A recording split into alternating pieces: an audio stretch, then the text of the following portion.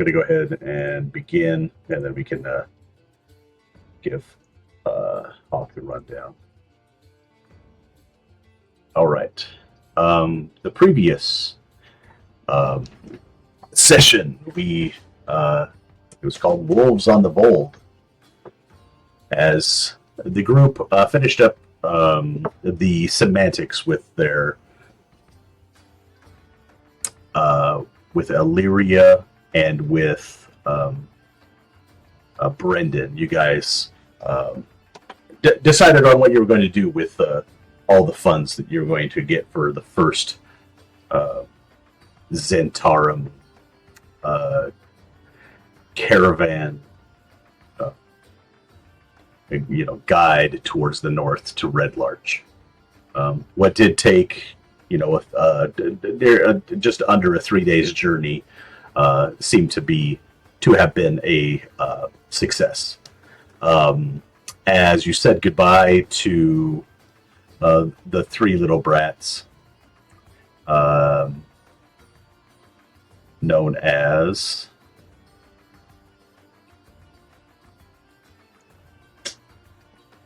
one second. Their names are on the tip of my tongue. Known as Kite, Rory, and Needles. They gave Winter a hug goodbye and a wave of an axe to Borak as you guys continued on to the Swinging Swords.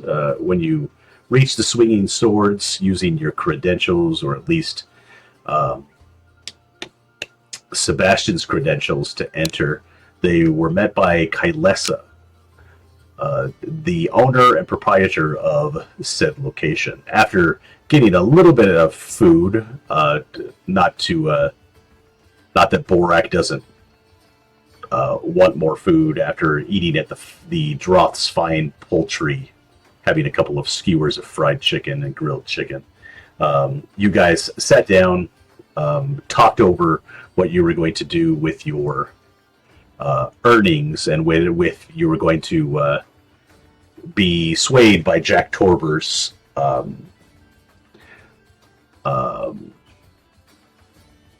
what's the word? A promise of a possible townhome in Waterdeep. Finishing your drinks, and learning a little bit from Kylesa about the absent patrols around the Long Road and the Cairns Road. You guys took a rest.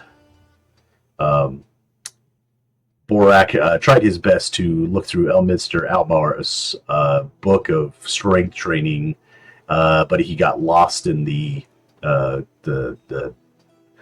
nomenclature, the words that were described inside of the book. However, Winter did a pretty good job at reading her Ashari's Guide to Nature, and is on the way to improving her understanding of the Shadowfell, whatever the dream world state it is that parallels this life, along with the outer planes of the air, earth, wind, and fire planes. After getting a good rest, you guys decided to head on to the east to find out what was going on with the Zentarum Logging Company. As you headed down the Cairn Road, you were met by a pack of wolves. The wolves seemed like they were defensive, and gave you guys a bit of information heading east that there was a big, massive type of obstruction in the way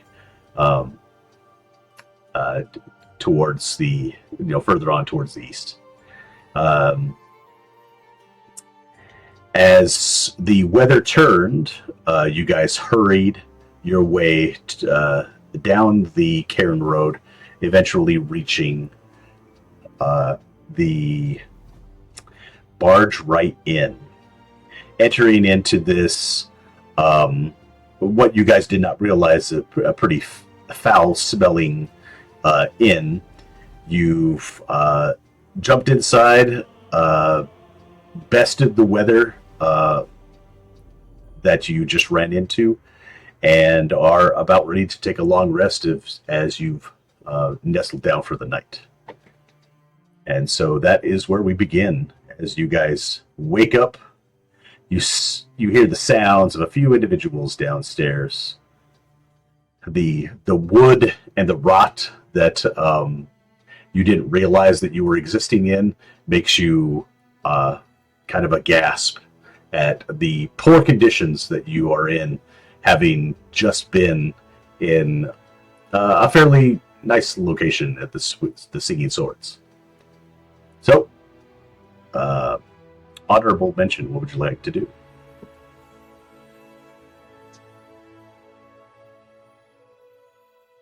This place is rough. Hopefully there's not bed bugs. Sebastian, go ahead and roll me a d20. Sorry, I'm getting set up still. I just got home from Oh. work. Sorry. All good, man. Almost there. Take your time.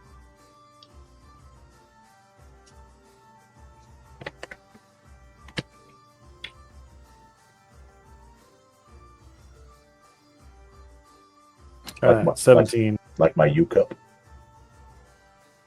Went to the game yesterday with Kurt. Oh, nice. How was it?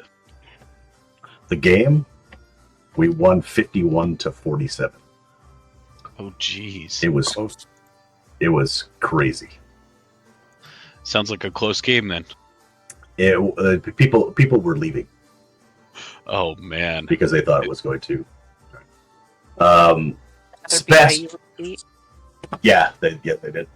Sebastian, with that 17 roll, you start to smell something just putrid and disgusting, and you're really not quite sure what that smell is.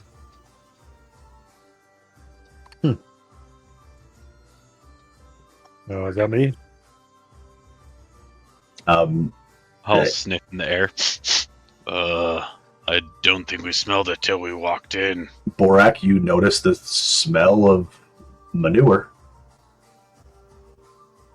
You've smelled it before. You know what that smells like. You smell cattle. Ah, home. Yep.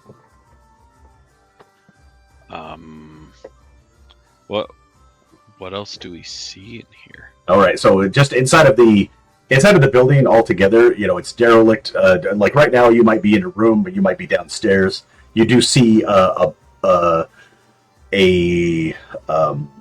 bartender that walks around, giving some people some hurried breakfast. Perception rolls, except for Sebastian. Sebastian, at the minute that you start eyeing this guy, you can tell that he's not that much dissimilar from from Illyria and from Brendan. He seems to have an air of Zentarum, or at least maybe ex-Zentarum influence. Like he could be a shady guy. But he comes up to you and is like, "So, you just want a regular hurried breakfast? I've got some potatoes, I've got some eggs, I've got some just slabs of bacon that we can throw on." Sounds good to me.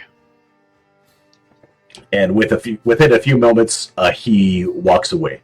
With your passive perception, Sebastian, you also notice there's a little bit of a tinkling coming from him, not from coin, but from like jars or vials or something. As you receive your hurried breakfast within the next 10 minutes or so, let me see whether he's going to be able to make it fast enough.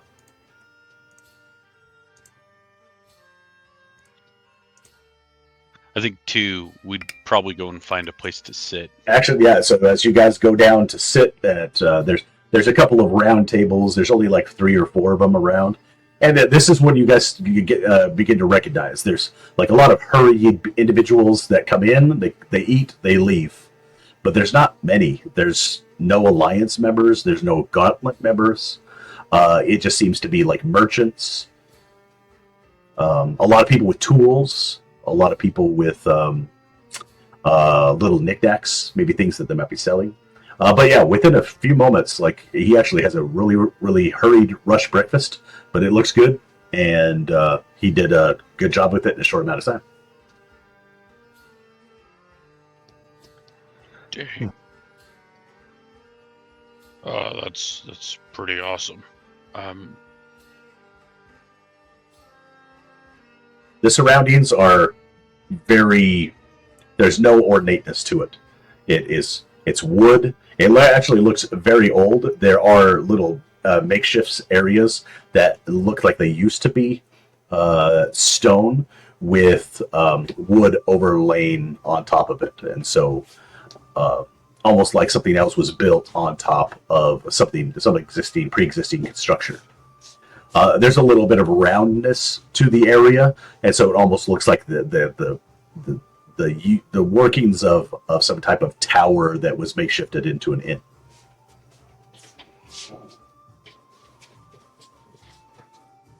Interesting building choice for an inn. Just Smells makes like it the- smaller. Yeah, smells like they had cows in here. Are there cows? It almost smells like that. Any type of there's nothing inside of here. No, there's a little bit of mud right when you walk inside, but it's not really there's no feces or anything like that on the floor. Maybe just at the front door. Some manure like at the front door after some people scrape through, but as the door opens, you get a little bit of a waft come out from the outside. But as you look outside, you notice that it looks like the sun is out. It looks a lot better than it was yesterday, but it is muddy outside. Well, did we want to ask about the wolves? The thing they were running from? Now, what's this you say about wolves? As the Nalisker is my name, actually. I'm the proprietor here at the Bargewright Inn. What is this you were saying about wolves? We had wolves pass through here the other day. All in a tizzy. Yeah, and I'm kind of taken aback that you heard what I said. Yeah, we passed some wolves on the way here, and it seemed like they were running away from something. Mm. Got an idea that there was something big, right, guys? Yeah. He said that they were running away from something. Well, the only thing that's been weird the last little while is the fact that there hasn't been any patrols. There's no Lords Alliance, there's no Gauntlet members that have been patrolling back and forth, and I'm losing money, and it pisses me off. You guys don't happen to, you're not looking for anything in particular, are you?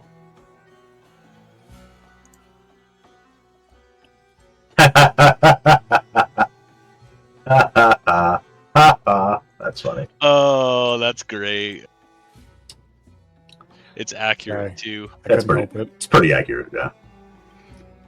I mean, man. but like the calendar that we've got, me and Mikey are dressed up the exact same. So, but It's true.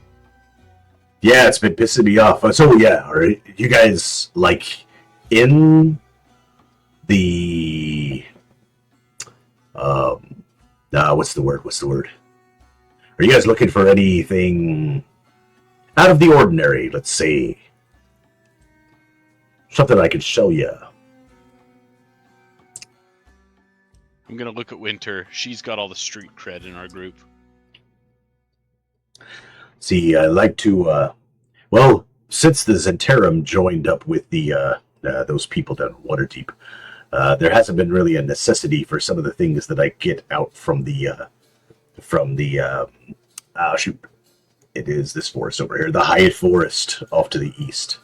And I was just, you look like you have a bit of coin on you, and I was just wondering if you were looking for anything.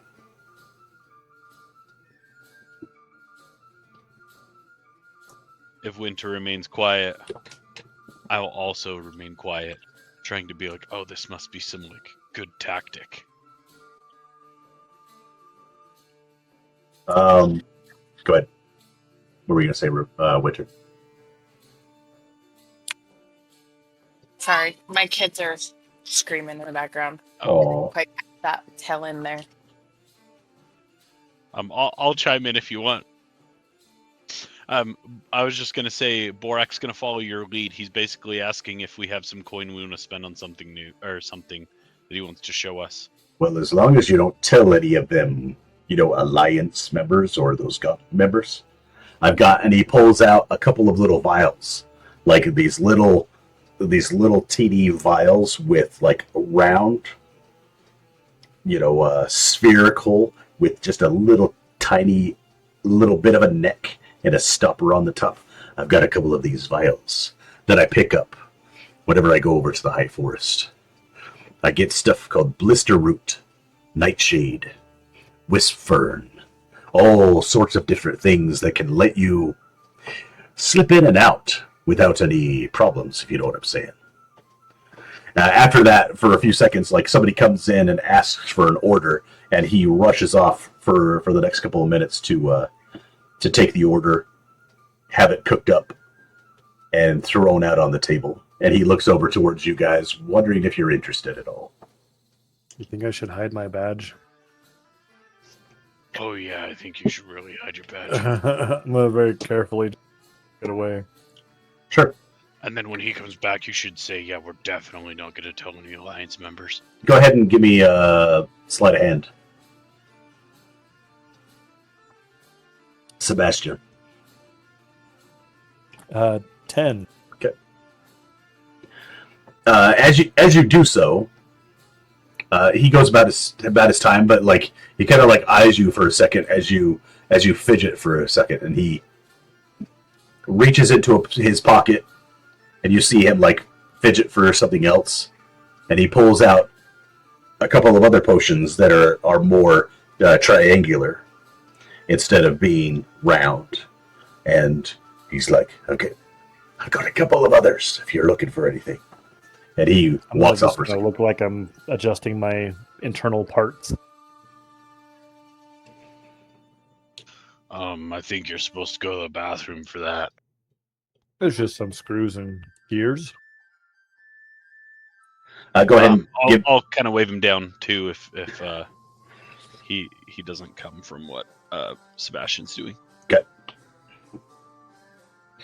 So, you interested? I got a couple of things here that might be helpful, in a fight. I'm in. What do they do? All right. So I've got blister root, and he pulls it out, and it's black, but it's in one of those little tiny vials. He's like, this I find, so on the outskirts of the high forest. When it's crushed, a clear liquid, it releases painful blisters on the skin. However, rangers swear that if you use this right and you apply it right and you throw it at an individual, it can cause paralysis for enough time for you to get away, or enough time for you to take out the bastard, if you know what I'm saying. How big of a creature does it work on? Yeah, I mean, I haven't really tested it out myself. I mean, it could probably take out. Well, it's not going to take out you because you're not a humanoid. But this big guy over here, a round or two.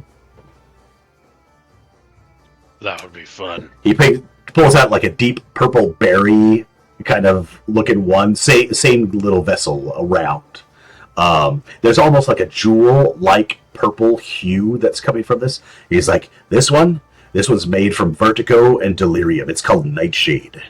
What you do is you throw this one, and in a 5-foot area, it will burst, and it could cause people to fall asleep. Basically, what that one does is but basically like a sleep spell. Sleep spell. Once you roll like a D6, if it's lower, if it's higher than the character's hit points, they fall asleep for a full minute's time, something like that. I've got this. What's the catch with all these? Well, I'm just selling. I'm just selling them. I'm just. Give me a persuasion roll.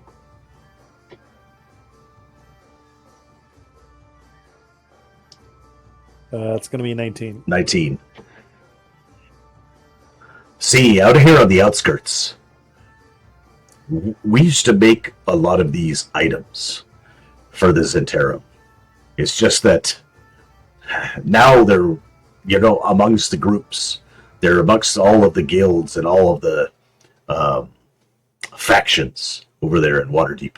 So now I have no use for this because they're all banned and they're all illegal over in Waterdeep.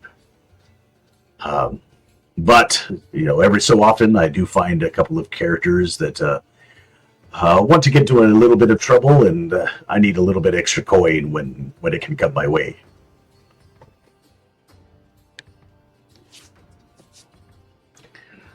A couple of the square ones that he pulls out. Go ahead, what? I was gonna say, what's the next ones? The next one is, and he pulls out the triangular one. This one is a hematoxin made out of sap called Grit Fang Bramble. This one has been, I know for a fact, it's been outlawed in Waterdeep because it causes internal bleeding for 1d4 rounds, a total of 1d6 per round. It's quite nasty. He pulls out another one that's made out of these pale. It looks pasty. It looks almost like it's milk. This one is ground into a fine powder and then added to a oh shoot, what is it? What is it called? The liquid stuff. Liquid nitrogen. Shoot, I can't remember that. But 1 second. 1 second.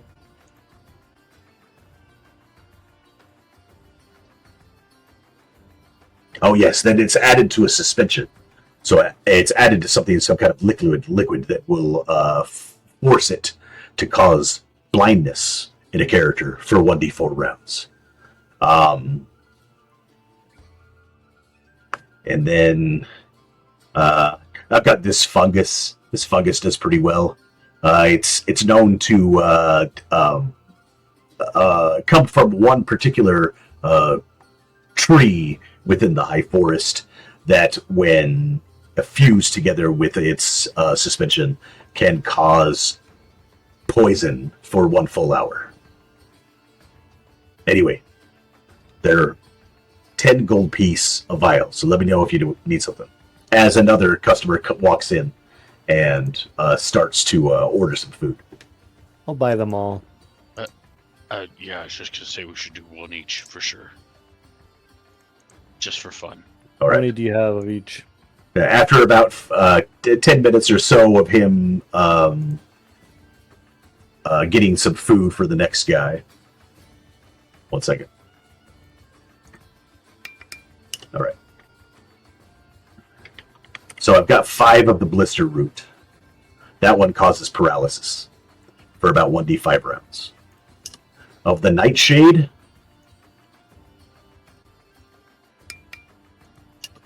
I've got 6 vials of those.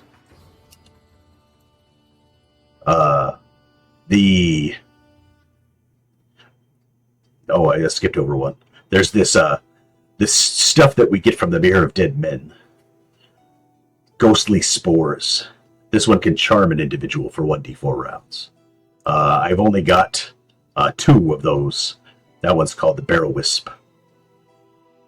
The bleeding one, I've got 4 of those. That one's called the Grit Fang Bramble.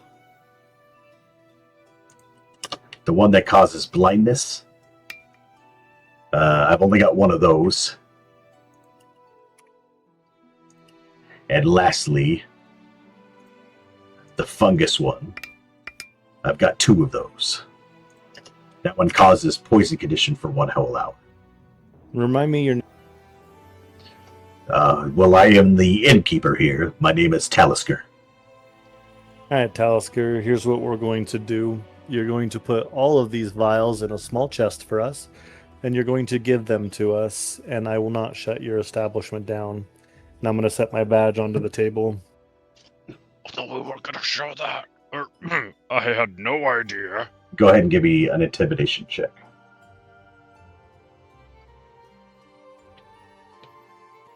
17. He looks at you and he's...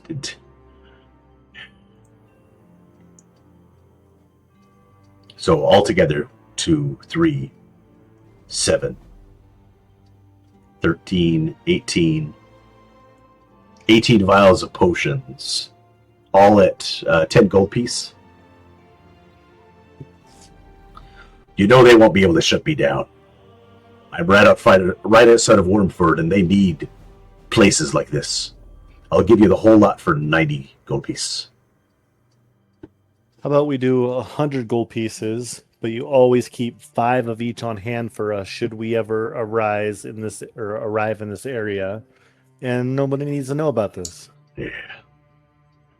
I mean, I'll try to make more. They're really tough to come by. It's a deal, though. I'll take it. Does that work for you, Winter and Borak? You've got the negotiations. I'll pull out 100, set it in a little pouch, and hand it to him. All right.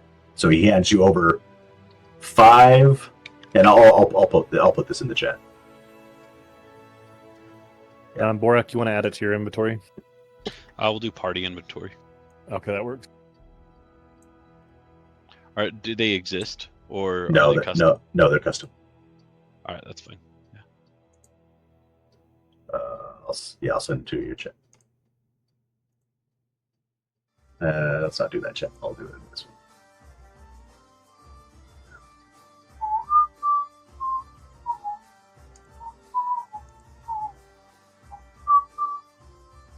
Oh, is that the same chat? Oh, of course. So yeah.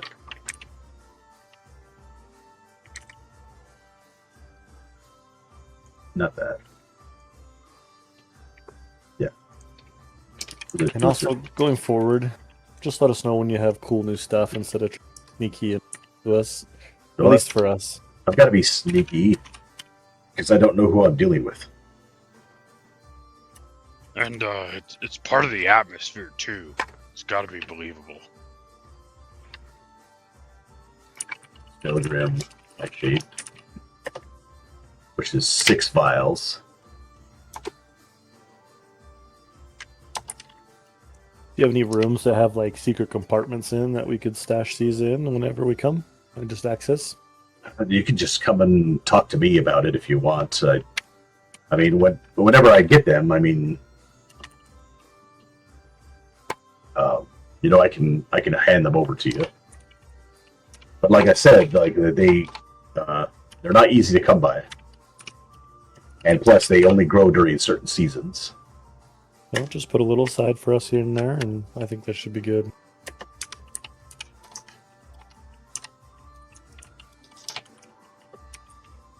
Oh, yeah.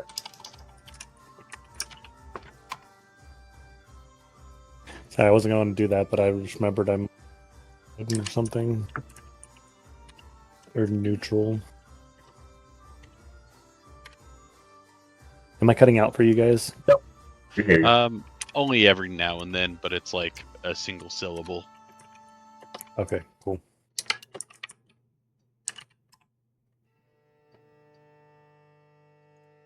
And then the last one is... Oh, no, there's 2. There's the Moon Scour Petals, which is blindness.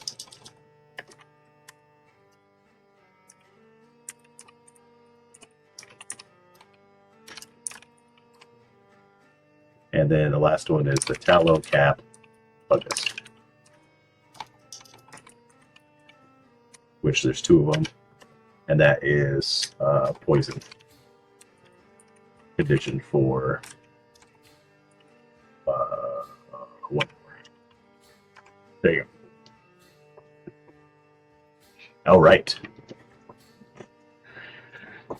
I'll do my best as best as possible, but like I said, these happen every so often. There are seasons for all of these different things, but it gives me a chance to go back into the high forest. It's a great place. All right. Well, what else would you guys like to do? This is gonna be pretty cool. He mentioned they were illegal in Waterdeep, right? Yeah, that's correct. Sounds like we should probably, try and bypass any cavity searches when we get back to Waterdeep. If you know what I mean. Somebody's got a fun little item that they discovered. Eye patch. So, as you guys walk out the building, you turn around and you see what you did not see the night before, because you got here late and it was storming and you just had to get out of it. It is a ramshackled crap of an inn. It looks like it's often had to be rebuilt. It's what used to be a stone tower of a building, but now has become wooden. And you guys kind of think to yourselves, how did this stay up last night? Now all of a sudden you realize what the smell is as you guys walk into this muddy road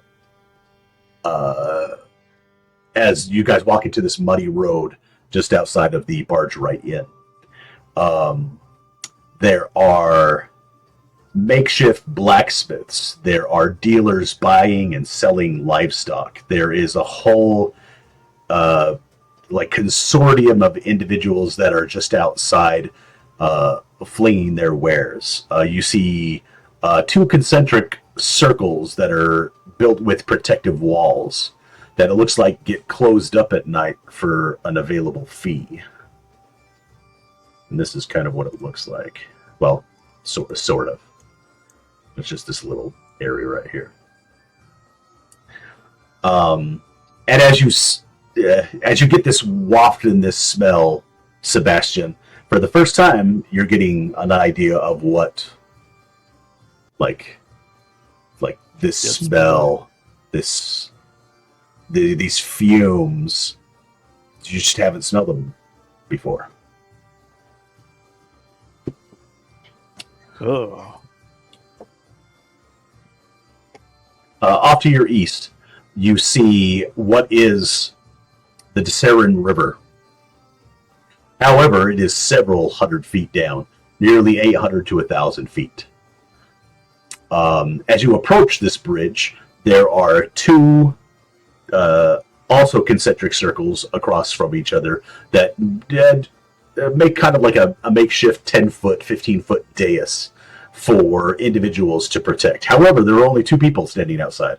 What looks like some kind of lowly Lord's Alliance member, along with a short, dwarven woman who looks you up and down, but as she looks you up and down, there's people just passing right by her. Caravans that are headed this way and that. And she looks over at you and she's like, anybody who wants to give me a nature check can do a nature check. Anybody who wants to give me a perception check can give me a perception check. Sebastian, your passive perception, they don't look like they're doing the best of jobs at where they're at. However, the female dwarf looks over at the three of you and she's like,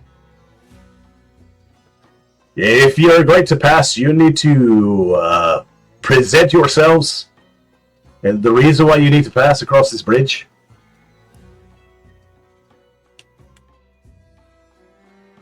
I'll hold up my badge. You hold up the badge? Sure. Give me a persuasion check again.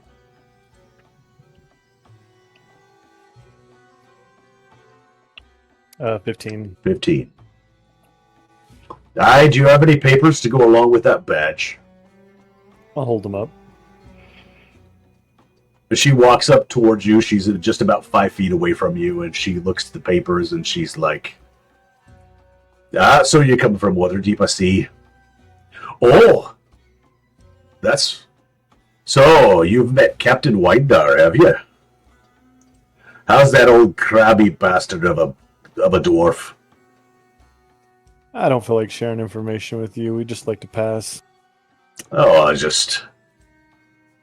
I mean, I wasn't trying to hurt your feelings and all, but I know for a fact that that's my cousin, Chance. Where did you meet him at? Is he still over in Thornhold? Do I have talking about, or is she trying to Oh yeah, pull one over my head? yeah. This is the guy that basically knighted you. This is the guy from Lord Alliance over in Thornhold that made you a member of Lord's Alliance. He's good. He's the one that recruited me. Is he still a little? Yeah, he's quite the. Is he still as crabby and as grouchy as always? Pretty nice with me, but it's not every day you see a big warforged like myself. I could see that. Yeah. Well, you can go ahead and pass. Don't mean to pry into your business, but I could ask you where you're headed. Just on some secret orders. Go ahead. What were you gonna say? Let's say just on some secret orders. You should know how that goes. All right. What's your passive insight? 16. You kind of get an idea that she doesn't want the conversation to end. Like after you saying that it's secret, she kind of wants to prod that, or at least she feels a little bit alone being all the way out here.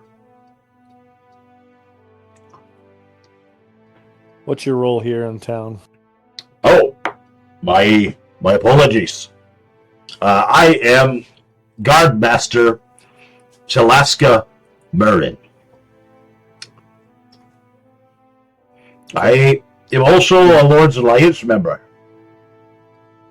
What special abilities do you have? Well, I mean, I'm not too shabby with the X. It's just, well,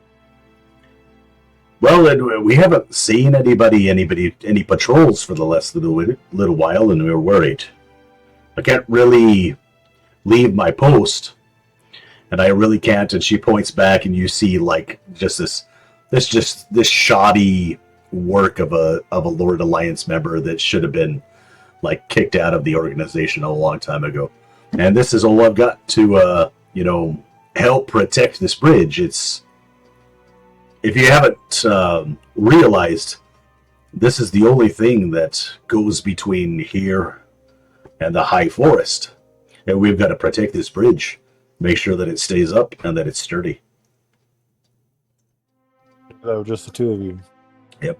At this point, she begins to walk you guys across, just so that she has an opportunity to talk to you first for a few seconds. And as you do so, you notice off to the south, and especially to the southeast, there's loads of different like little waterfalls that are falling into this gorge. It is basically like the giant drainage ditch of the Dessarin River Valley. Down in the gorge, you see a rushing just torrent of a river. Borak, what was your nature? 8? Yeah. Yeah. It was crap. You don't really recognize anything out of the ordinary other than this is a big freaking hole in the middle of a big freaking valley. If anybody else wants to give me a nature check, go ahead. And as she walks you guys across, it's just out of the ordinary, you know? We haven't heard anything from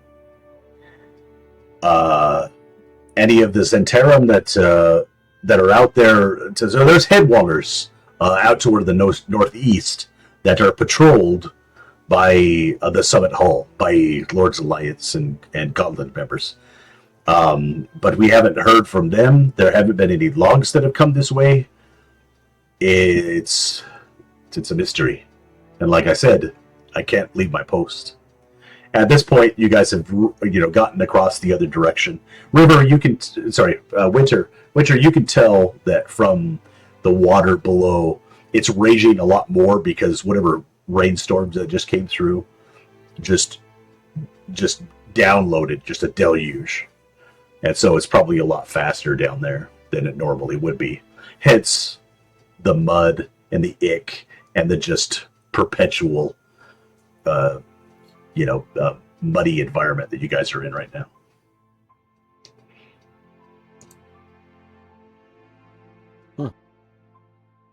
So, do you have any idea of what's going on north? None whatsoever. I did see there were a couple of wolves that ran across the bridge about 3 days ago. And they didn't seem to bother anybody, and they didn't attack anything. So we just let them across.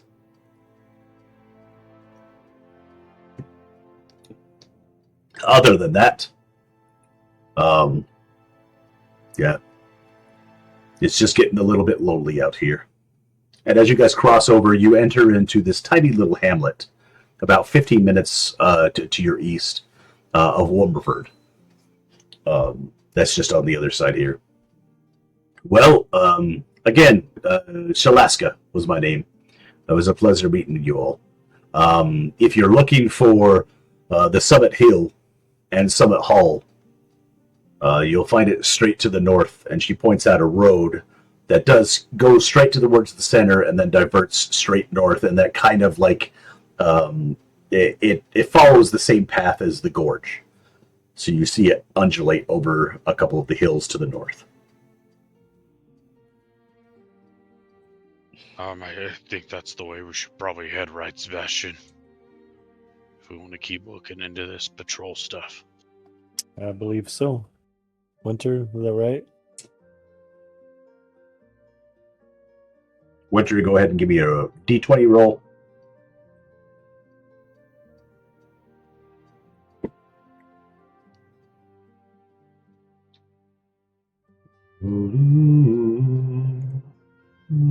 Could you hear her?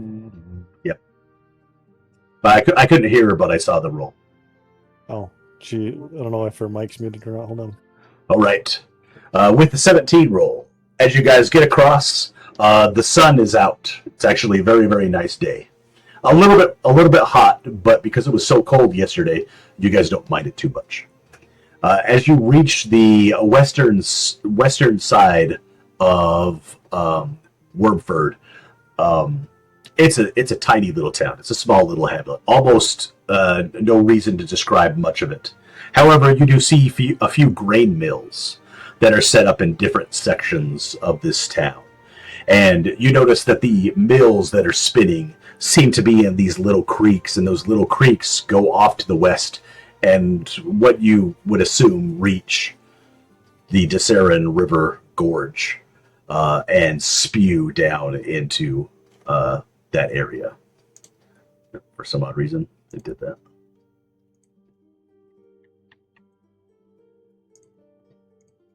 I guess if you weren't being a naughty hobbit sticking its nose where it doesn't belong. Right.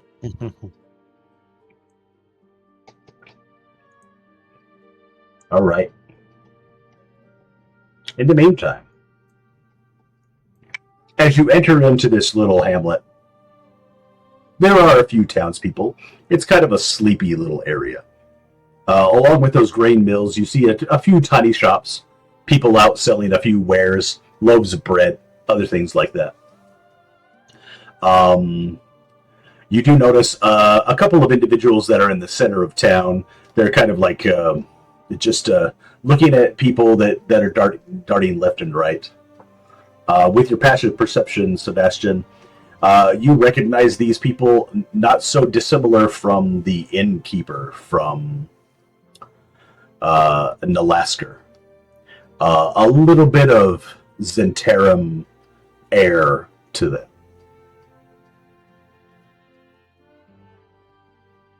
As you guys get closer, there. Welcome to Wormford.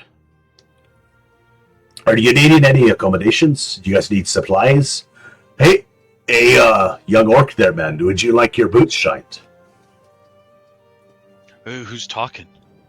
This is just one of the young people inside of the town of Wormford. Okay.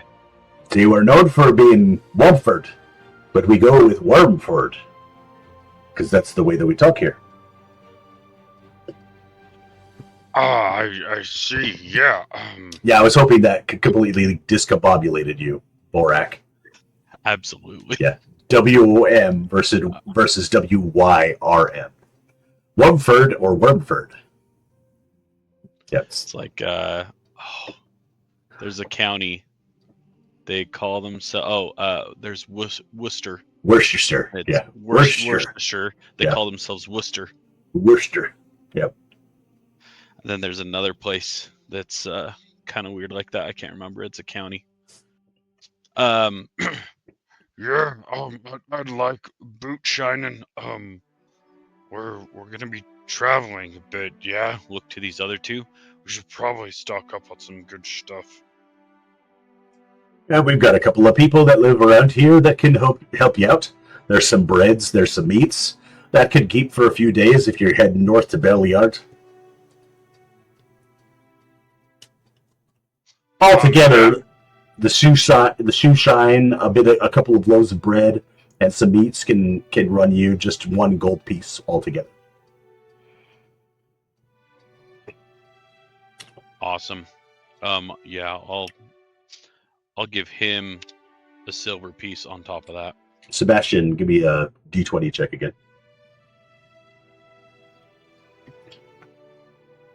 It'd be a 6. 6. All right.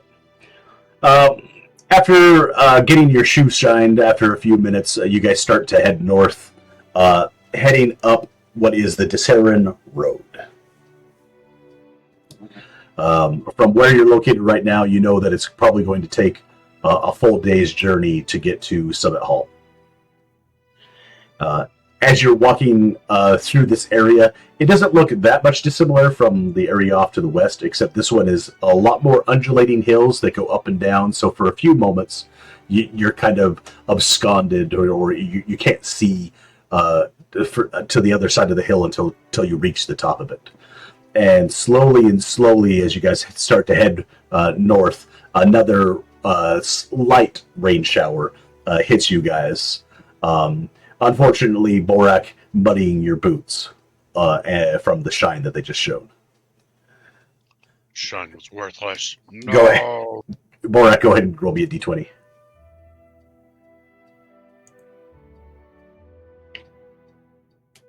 Oh yeah, 2. 2. All right. As you guys continue to head north, you're reaching into the early afternoon, and all of a sudden a dark storm cloud begins to descend upon you from the north, which is kind of a good time because all of a sudden you realize that the terrain from going into these undulating hills with all these little grassy areas starts to get a little bit rockier. However, the water does start to pour on you guys. For the first little while, it's going to be fine, but we'll see. River, roll me a d20. Sorry, Winter, roll me a d20. I know. I don't know why I do it.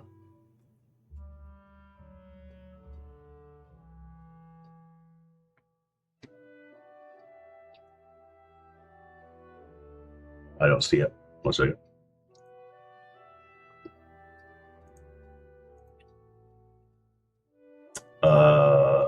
Yeah, you did Winter roll? Oh, okay. 11? Right, okay. Cool. After a full hour of you guys, 2 hours walking north, the weather gets much better. The rain just drops and then heads off towards the southwest. At this point, the sun starts to descend a little bit into the west as you've reached a crossroads. Along these crossroads, you see a sign off to the south where you just came. It says Womford, Womford.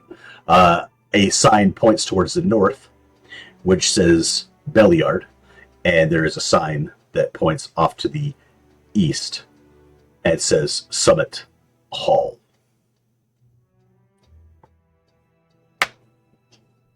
We're heading Summit Hall, right? Before we move on, I gotta change real quick. I'm gonna change my socks into my socks of sudden dryness. That's crazy good. Okay. You change your socks. You now have dry socks. See, you always want to pack extras just in case of training like this. Walking this long, you guys know. Sebastian, you probably don't wear socks. Nope. Not yet. There's not really a passive nature check. Give me a survival check or nature. It's survival check. Has to be survival. From me or Sebastian? Everybody. Now that you've reached what is ostensibly the tail end of your journey in this to this place. All right. 7. All right, Borak, as you start looking around, you notice a couple of things. No wagon markings. No footprints seem to be going towards the east that have not been destroyed by any type of rain and environmental cause. Same with you, Winter. You see that same type of environment that where there should be foot traffic, where there should be cart traffic or caravan traffic, there is nothing along this road that is heading towards the east, and any remnants of anything that went north or south is diminished as well. And as you guys begin to head east, Sebastian, roll me a d20.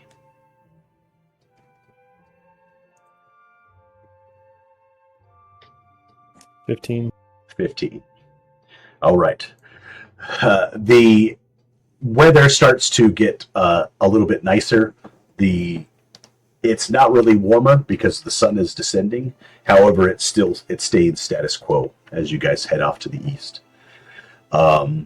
Soon, within about east or north. You're going east right now, so you guys are right. You guys are right about here. I don't think I can see your mouse, but Oh, sorry. You guys are right about. 1 second. You guys are right about here. Okay. As you guys begin to head east, you see a dead horse on the road, and this winding path goes amongst these rocky, hilly terrain. You see a dead soldier off to your right-hand side, off to your left-hand side.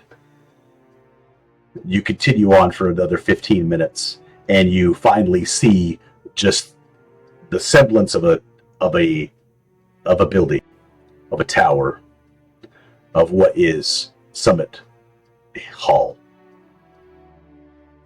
Square stone with a couple of what do you call the castle things? 1 second.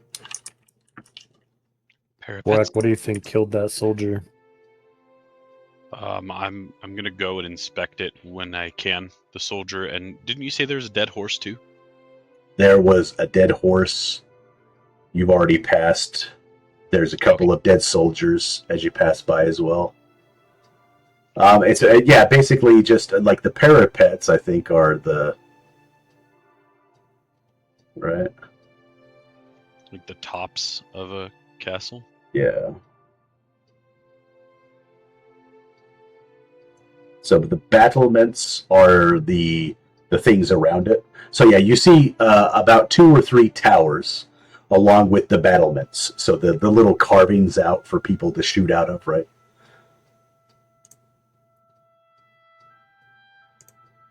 And you're about 600 odd feet away as you guys begin to ascend this area. And so let me move over to this. Wonder if we should look for clues of what maybe would have happened here before we move any further and trigger anything. Yeah, maybe. All right. I can speak with that dead soldier if you want. So as you guys continue to head to the east, and you start to look at all of these different soldiers that are on the ground, dead horses that are on the ground. Give me, let's do, a second. What are you trying to ascertain from the corpses? I think Borak, looking at them, is trying to find out maybe what killed them. Okay. If it looks like, yeah, there was a scuffle or some other means. Borak, I'll help him. go ahead and give me a medicine check at advantage. And Sebastian, you're going to go ahead and prep. Hey, 16 with advantage. Yeah. So for a second, Borak, you reach down and you're kind of like, oh, this is a little bit gross. And then all of a sudden you're like, wait a minute, I've caused wounds like this all the time. You notice that they're mostly bludgeoning from a very large, powerful strike against this one in particular. The horse seems the same way, but the horse's bones seem to be crushed in some type of way. Sebastian, what do you want to do? Do you think we should speak with this fallen soldier, guys, to see what he could tell us? Is it worth me consuming a little bit of my energy to do so? I don't know if it'll help. I've been poking at this guy and looking at his wounds and stuff. He hasn't been talking back. I can make him actually speak. Like a weird puppet. Yeah, basically. I don't want to watch if you got to put your hand up there. I don't think you've done. Have you done a speak with dead spell before? I haven't used it in this campaign, I don't think. Yeah, like the Borak's legit. Like he doesn't know what you're talking about. Like, so I will return his from the dead for, was it 5 questions we get? 5 questions. We can only ask 5 questions. So Borak, you do not speak. Anything you want to know, we need to It will only talk before he's here. it will only listen to the spellcaster. Okay. So what do we want to know? We have 5 questions that we can ask. What do we want to know? I'll let you and Winter decide.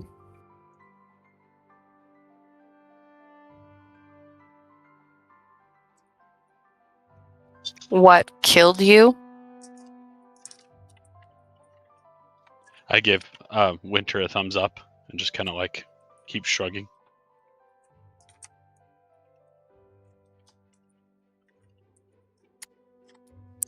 What are you doing out here?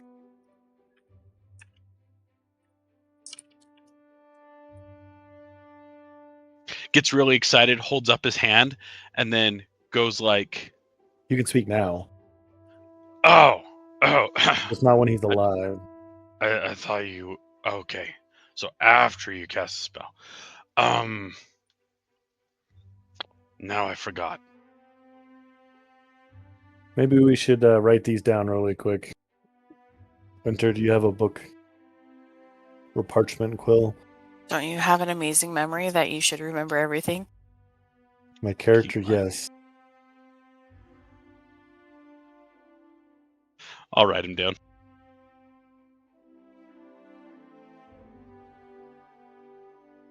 I'm going to crack a baha. what killed you? What are you doing out here so far, right? What dangers are looming here, maybe?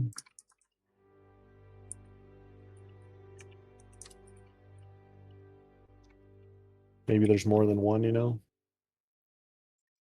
That's true. What if the other ones we get more questions from his answers?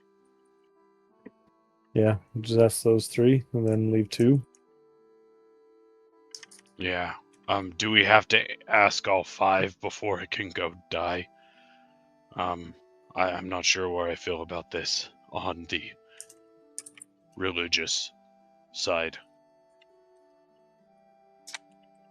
I think How we should old stay does dead. this corpse look? With the medicine check from Borak, We should ask that before we use this.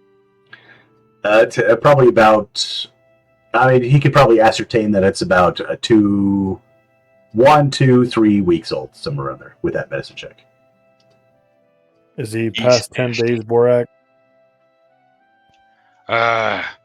Probably.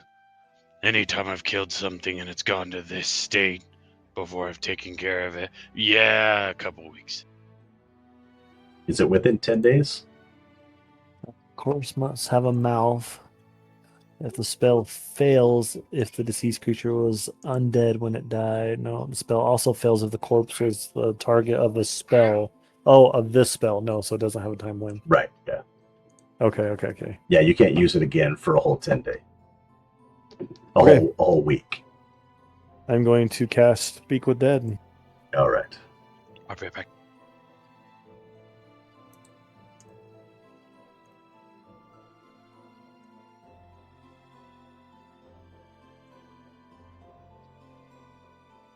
All right.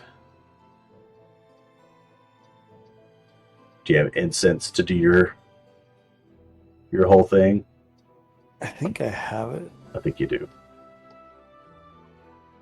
All right. Pretty much everything on me. All right. So basically, you look around and you try to find a corpse that has a mouth that looks in good condition to be able to answer some of these questions. Correct. As you set it up and you prop it up, you start the incantation to speak with this poor body. Right, it's 10 minutes of casting time and burning incense. Right.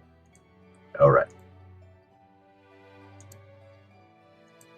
As you do so, as the incense is burning, as you reach out and you talk to what you believe is your creator, Corellin, to guide you in speaking with this individual. Within a few moments,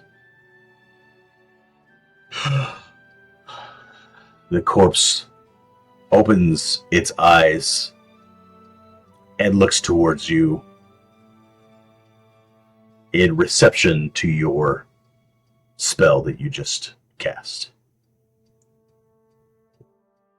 It's barely moving, but you can see that it's paying attention to you.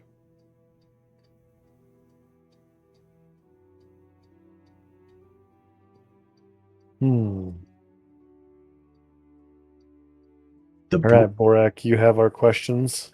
The breathing that you see is not like, it's almost as if the colors and the hues that you've seen of your patron before are rushing in through its nose and out through its mouth to allow this event to transpire. So yeah, what were you gonna ask? Borak, don't get freaked out now. Okay. Borak, what's first question was, 1? What killed you? Friend, what killed you?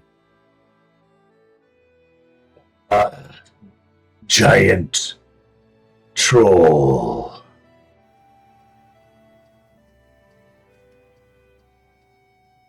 Okay. No, it wasn't a troll. Sorry, my bad. Oh yeah, okay. I imagine his voice changes for just. Oh wait, no. A giant forest giant.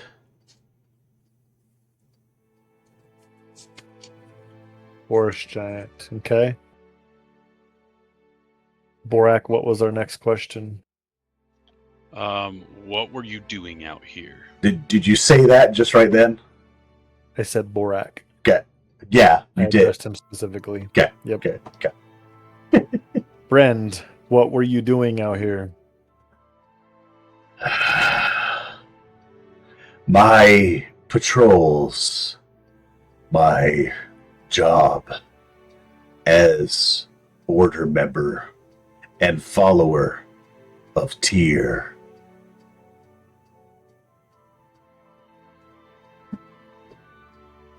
Borak Winter. I'm looking and talking to them directly.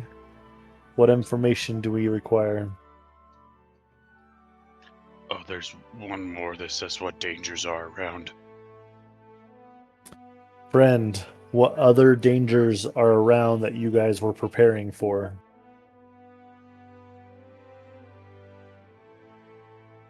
Dangers. No dangers. Just death.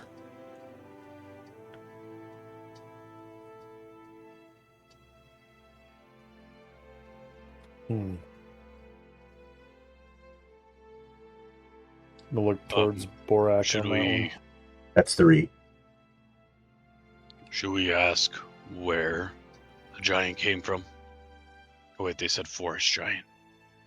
So I'd guess a forest. If my expert survival skills tell me anything, the forest giant would come from the forest.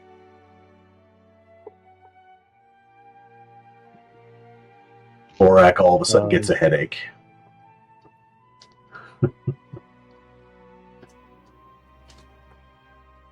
Winter, anything from you?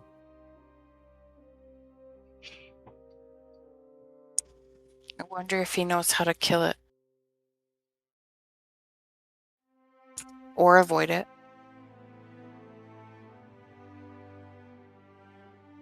Borak, do we ask where it resides, or should we avoid this? Do I know anything about forest giants? Probably not from being up north. Give me a... Yeah, it would have to be a history check. All right. A big old 3. You heard of frost giants?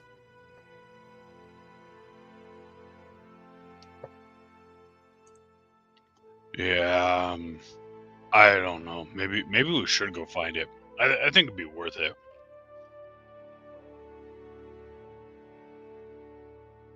So yeah, maybe ask where is it at? Friend, where does this forest giant reside at? He looks over towards you. They came from the east. We don't know where they reside. Borak, did you notice he said they? Yeah, probably just didn't know if it was a boy giant or a girl Could giant. be plural too.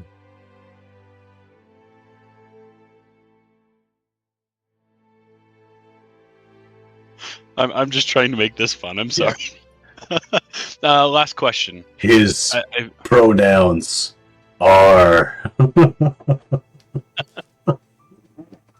they, them. I wonder if we should ask if he knows why they attacked. That's what I was going to lean with as well. Winter, are you in agreement? Yeah. If they're giants, aren't they just going to attack anyway if they're in your territory? This castle's super old. Friend, what business or why did they attack you guys at this castle? With the last bit of Corellin's breath allowing for its breathing and its ability to talk, they ate some of us and killed many. Why? I never thought to ask.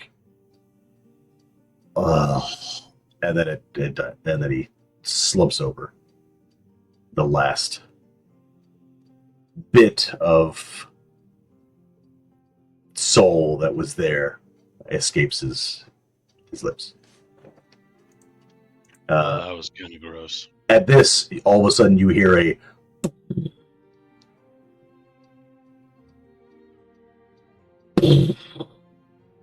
Oh no, Shiz is about to get real. He's changing the music. as you stare off to the east, about 600 yards away from you, 600 yards away from you, 1,800 feet, you hear the rumblings from this building. Do you head towards it? What do you want to do? Do we bury him, Uh. or do we go towards the noise? I'm going to pick What? up some dirt and sprinkle it on him and say, there, it's been done. Practical. She's street. Suddenly you hear like just a semblance of roar. I'm up for this challenge. Let's go get it. Borak starts tearing off towards the east.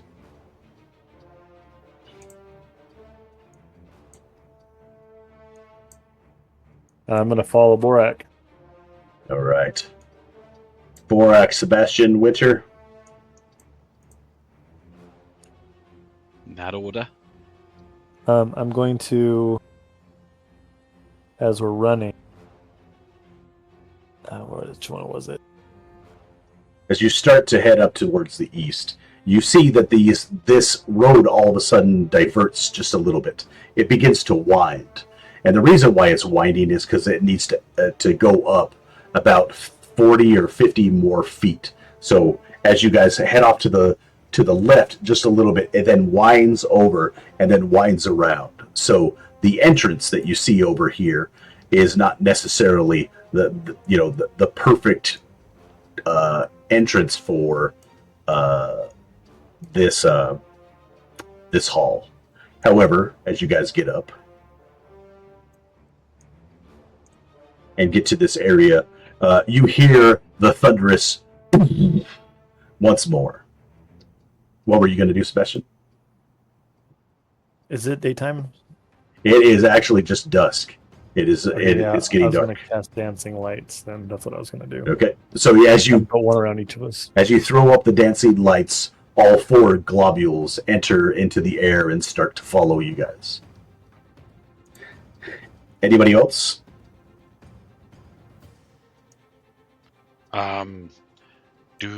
From the rumblings, do we get a reading of maybe where it is in the castle? At this point, you do get a reading from just your passive perception as you see the wall that is right there in front of you, just off to the right side of the moat, all of a sudden begins to crack, and you see dust fall from the tower as boom, boom hits, and suddenly the wall collapses, falls down to the ground.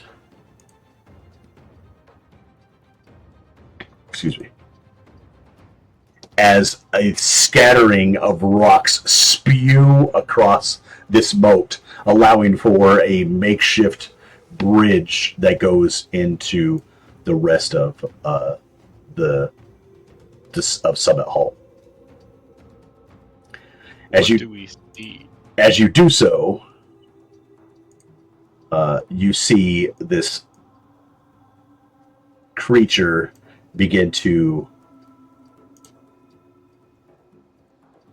come into and put its hands out as it reaches for something, and you see get flung this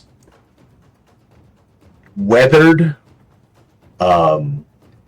very like albino colored, like frost wolf attire of pauldrons on his person, but barbarian slash stoic attire on the rest of him, as an orc gets thrown into the moat below about 15 feet.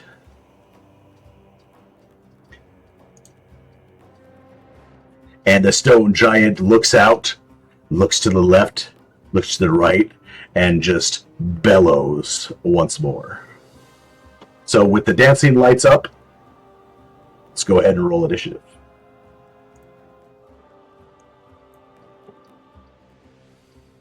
It's gonna be my only nat 20 tonight. Natural 20. 15. So 22 for me. All right. Flat 20 for me. I don't have any plus to my initiative, so just a natural 20. Okay. And our little boy down here is going to roll. All right. All right. As this stone giant slash forest giant begins to emerge and just screams out into the open air, he looks down towards where the orc had just fallen and looks over in this direction. However, Borak, you're first. All right. The orc that he just chucked, it was dead, right? Or didn't scream or say anything on its way down? Give me a perception check. I have no idea. So, yeah, you saw just a blur. But you do know it was an orc. All right. A blur of some fangs, and I'll start off with a rage. Okay. And then I'll go and charge in as close as I can. Oh, I don't think I can make that distance. 40 feet? 5, 10, 15, 20, 25, 30, 35, because, yeah, it will be rough terrain or dangerous terrain, whatever you want to call it, right in here. How far down is that canyon? So just this crevice, about 15 feet down.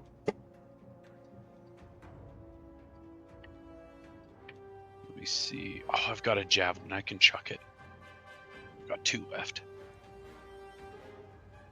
Okay, yeah, I'm going to rage. Rage. I'm going to go behind the tree, so I'm going to go straight line.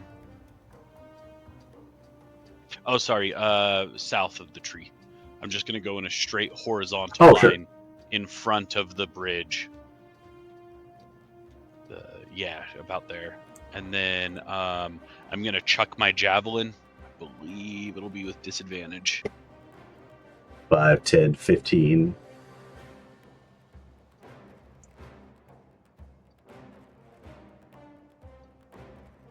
Ooh, let's see. That'll be 17. All right.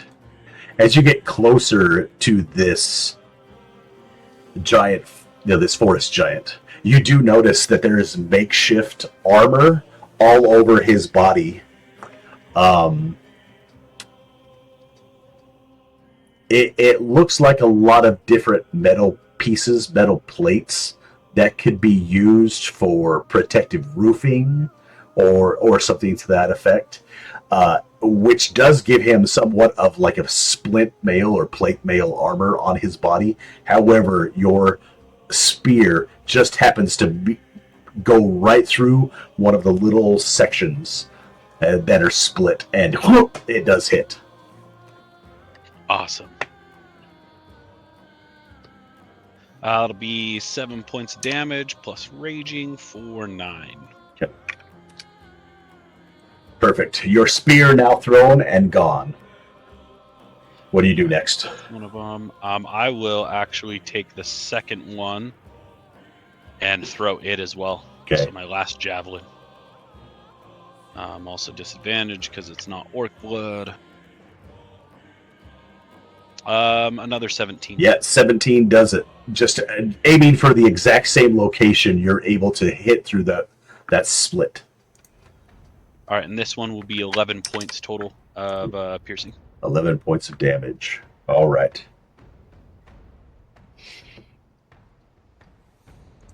Anything else from you? Yeah, just as bonus, or I guess a bonus action raged, but I just want to bellow as I run up. Hey, big guy, take this. Okay. Okay, in response to that, he pulls out the 2 javelins and throws them away. Sebastian, what would you like to do? Winter, you're on deck. Does it look like those even phased him? I mean, they pierced his body. I'm going to run as close as I can, 30 feet to stand close to Okay, Borak. let's say that he was right, that you were right here. So 5, 10, 15, 20, 25, 30. Okay. And then I'm going to... Oh, man. He's how far away from me? Roughly 1. Speak with dead. He is a 5, 10, 15, 20, 25 feet away from you. Okay, so still a little too far for that. I'm going to throw a firebolt. Try to hit him right in the face. Okay. It's going to be a 15. 15. So as you throw the firebolt, it penetrates the armor itself. He just like kind of lifts out and takes the brunt of the fireball. It just unfortunately dissipates from the plate armor that he's got. Okay. And then for a bonus action, where did it go?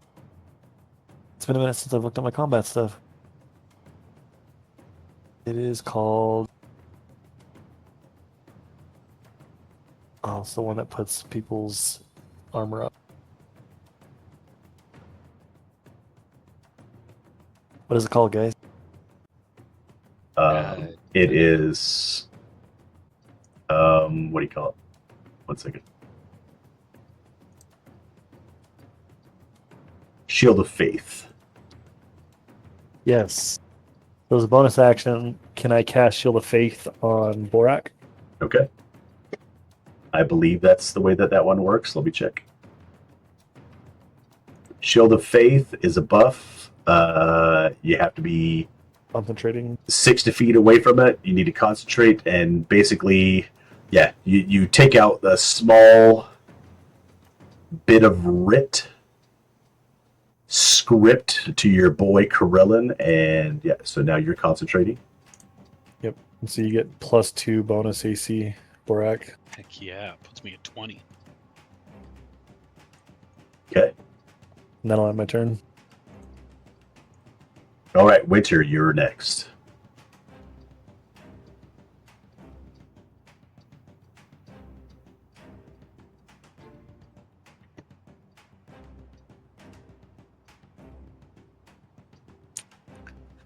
I'm gonna throw a fireball at 3rd level. Fireball. May as well. Okay. Where are you hitting? Right here?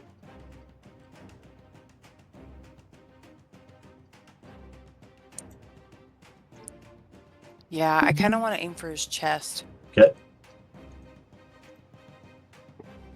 All right. He's got to make what? Dexterity saving throw, right?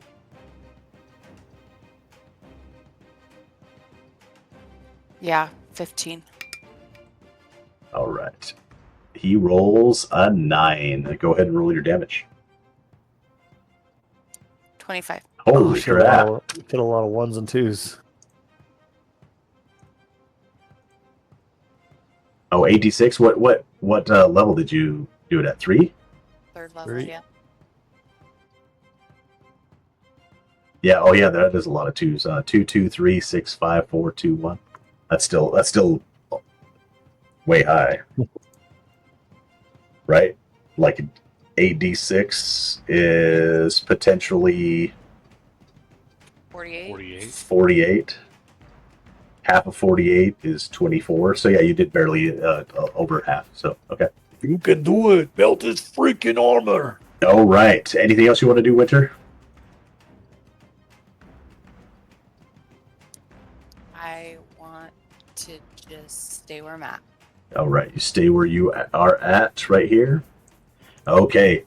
All of a sudden, after taking all of this damage, he reaches down and he throws like a bowling ball at the two of you guys, Borak and Sabastian.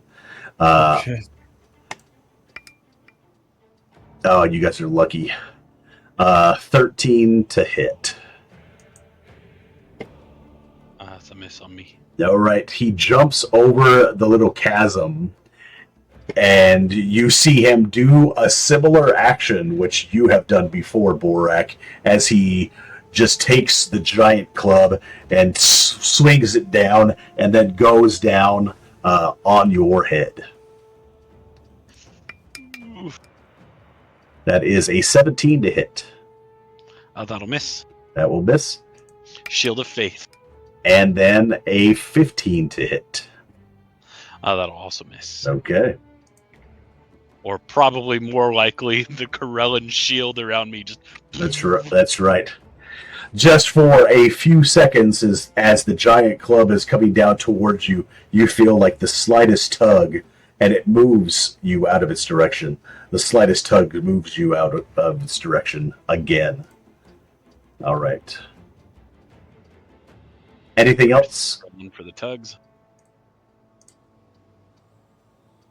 Let's see here. Perfect. Okay. So within a few seconds, all of a sudden you see this full orc jump up onto the makeshift bridge and start to attack this forest giant as well. Goes for a couple of kneecaps. He pulls out a kind of like a gnarled, weaponized staff. 14 does not hit, but 22 does hit. So he takes 9 points of damage.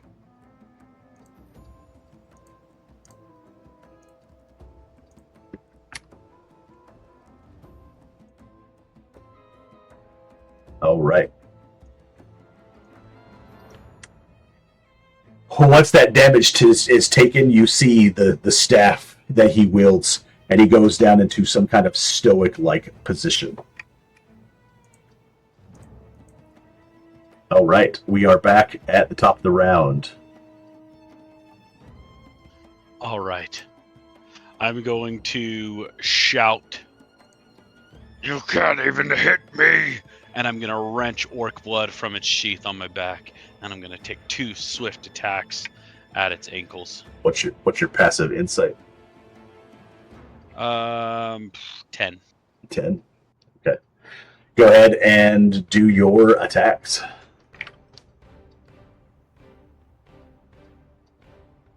$21 will hit.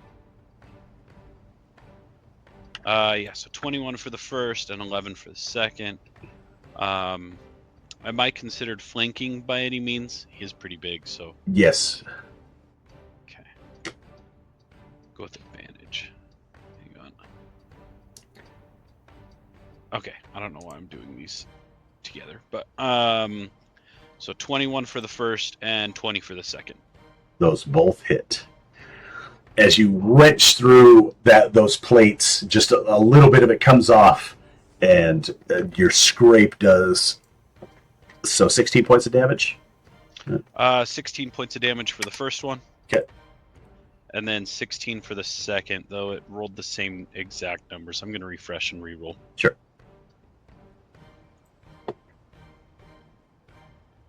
Right, If it was different numbers, I would have been like, it's probably okay. Sabastian, you're on deck. So 13. So 13 damage for the second one. All right. he is livid now after you doing those 2 bits of damage. The last thing I want to do is I want to kind of skirt around him and maybe bring some of his attention, maybe not on the edge of the cliff, but just one back. Yeah, so I'm still in range of him, but Okay. maybe a little bit further away from Sebastian. And then that's up my turn. Alrighty. Sebastian, as you concentrate on Corellan's divine help towards Borak, what would you like to do?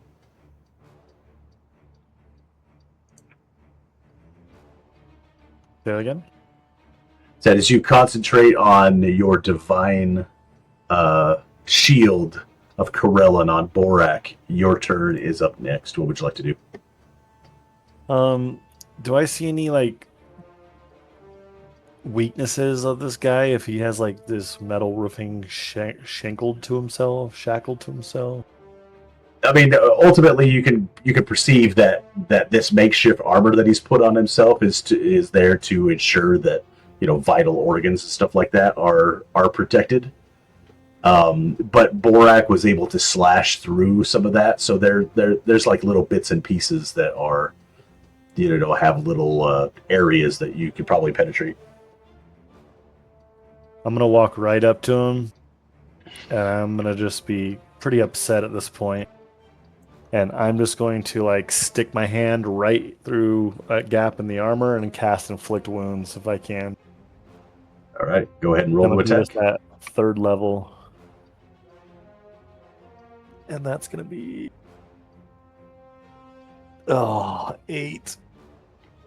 All right, as you reach through, he reacts, pushing your hand away, and the spell just reaches out from your hand as it dissipates into the air. Oh, that was a terrible roll. Yep. And then I'm also going to move to the left of him a little bit, kind of like what Borak did, just to spread us out a little bit. Sure. So you can move off to the side of that tree, and you are hanging on the edge of this little moat. All right, Winter, what would you like to do?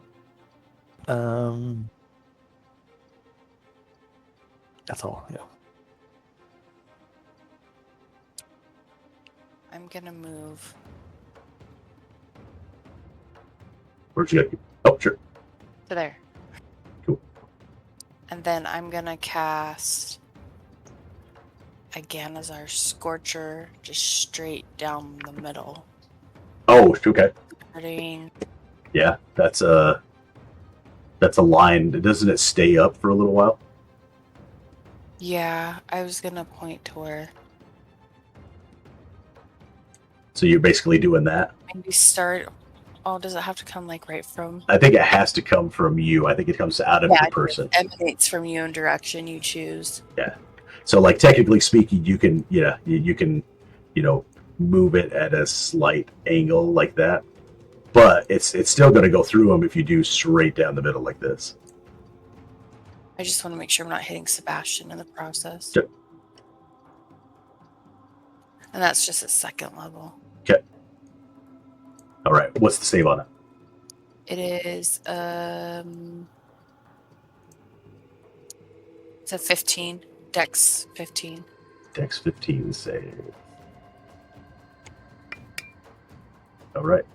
He does 17 is what he got. So he probably still takes half though, right? Yeah, he'll take 6. All right. 6 fire damage as it bursts forth through your hands. Doesn't it stay there for a little bit?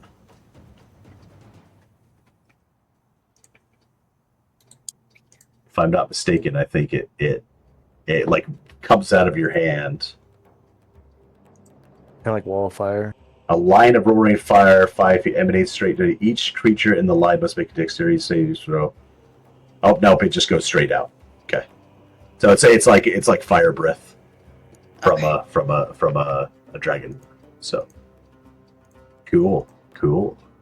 That's all I'm gonna do. All right. taking all this damage, he is now in a rage. As he picks up the great club, he looks at the creature behind him that he tried to destroy just a few seconds earlier and hits after the orc, but then comes back around and goes after Sabastian and Borak all in one action, quick action.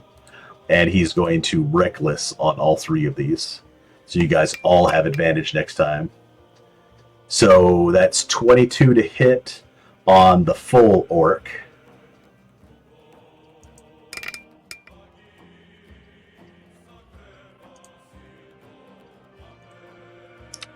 Which is pretty brutal. All right. Sabastian, 17 to hit. Does not hit. Does not hit. And then lastly, he goes in at you with both hands, Borak, 27 to hit. Ooh, yeah. All right. Okay. So that will... Oh, shoot.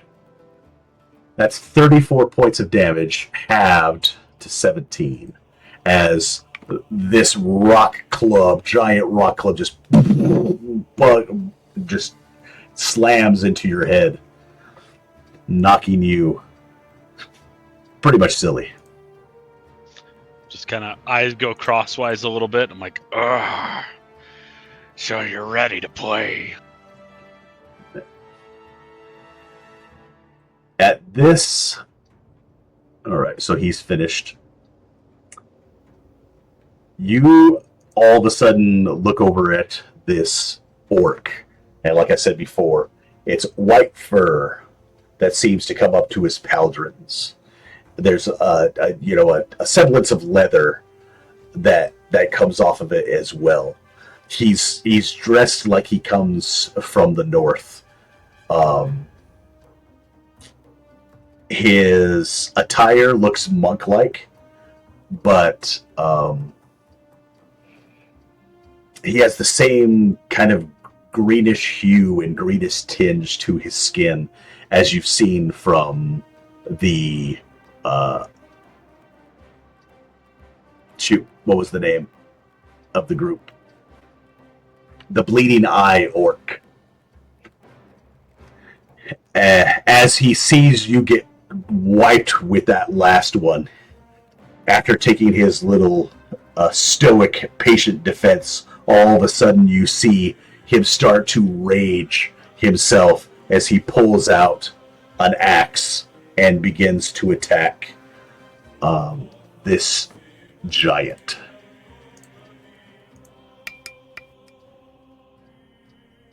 He does hit with a 17. So he's willing at two-handed. He does 12 points of damage.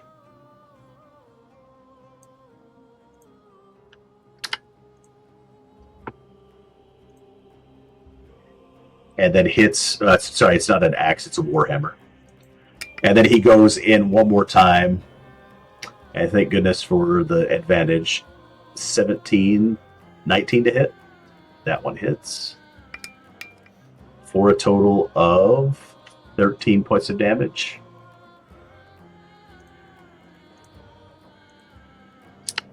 All right, another 6 points of damage.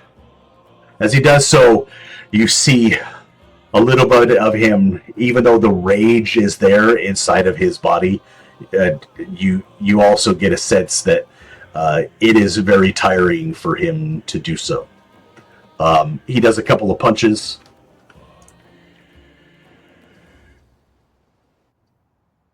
And kicks. 18 does hit. That's not supposed to be deflect missiles, but whatever. And 25 does hit. So he does another 7 points of bludgeoning damage and 9 points of bludgeoning damage.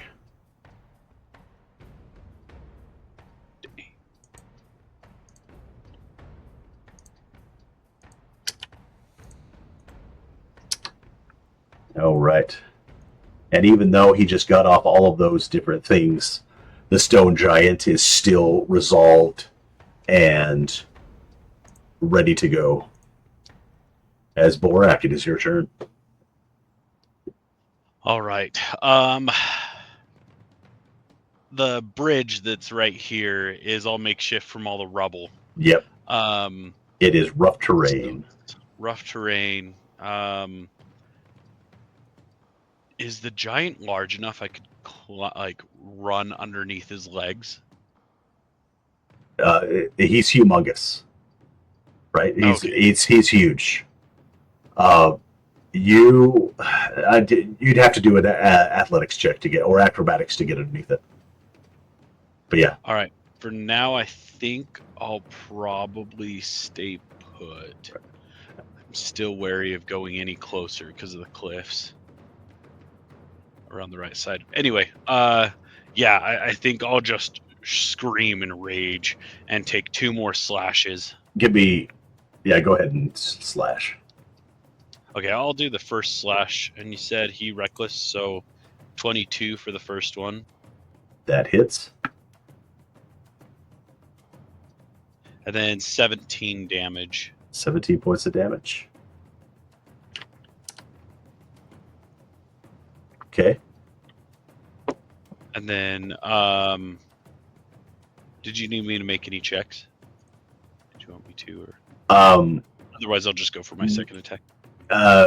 Just from like, what did I have you do last time? Insight? Was it history? No.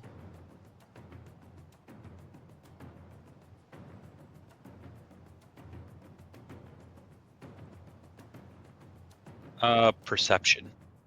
Perception. Yeah, go ahead and give you a perception check while you're doing it. Hopefully you don't nat 20. There's a 17. All right. The moment that you raged, the moment that you got into this whole frustrating event, even though your wits are kind of outside of their realms, you look at the fur and you look at the leather that's on his person, and you think of the sheath that you had just looked at the last time that you were trying to tell the difference between orc blood and Captain Agra's weapon. And they look similar. Go ahead and roll your attack. Okay. I go in with the second. And it's at advantage because he did reckless. So Sweet. 15 to hit. 15. Unfortunately, after that, the second hit goes in, and ting, it goes off of the plate mail. All right. I wanted to flavor it just a little bit if I can. Sure. As I'm going in with that second attack, I kind of look at the hilt in my hand and feel some of the fur that I can feel against my back from my scabbard. Is it orc blood or Captain Agra's that has it? It's orc blood. It's orc Okay. blood. Orc blood yeah. scabbard. Feeling some of that, I feel a little bit distracted, like I'm not focused in on the battle rage, and yeah. Right, and you hear the words. You hear the words clearly with that perception roll of Grathul. All right, Sebastian. I'm gonna say Corell and Gaiby this time, Right. and I'm gonna try again at 3rd level inflict wound. And this is with advantage because he did reckless. So that's 12 the first one, and 17 on the second. 17. Like you go in for the first one and there's just not enough room, but then all of a sudden you feel just like the slightest tinge of blubber, and you reach and you grab for his body, and you're able to get through the plate mail. Go ahead and roll your damage. Thank goodness for Thunder Thighs. Oh my gosh, that was terrible. 2, 3, 1, and 1. 12 damage It out was. of possible 50. Yeah. Now you know how Laura Bailey feels. Oh. And that's necrotic. Yes, it is. As you reach in, the necrotic damage, you see it just start to spread up this fourth giant's body, but then start to dissipate. It's hurt. It's bad, but it still has another attack. As you do so, and you reach into that plate, and Corellin's power thrusts through you, you do hear the little chimes, or like the high timbre of, "It's you, Master! You're here!" And up on the we just call it the Battlements. battlements. Up on the battlements, you see a tiny little goblin as he reaches up and pulls out a crossbow to help you, and you recognize your good old friend, Droop. Hey, Droop. Okay. One little crossbow bolt flies out of his.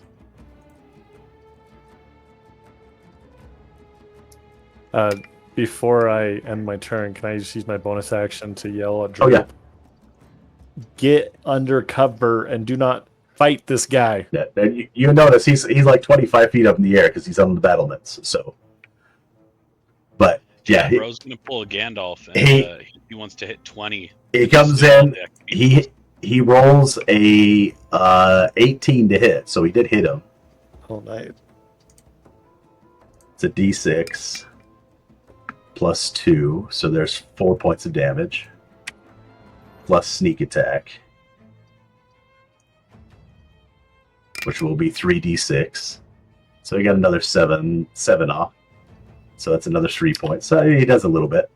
So as he does so, and he looks at you after the bolt goes out, he's like, and you see him duck down behind one of the battlements. All right. With this ferociousness and this ferocity, you see the orc take out his warhammer and go in once again with his rage and his fury as he reckless attacks this giant using his warhammer. 14 to hit. He misses on the first one as he chunks onto the bridge.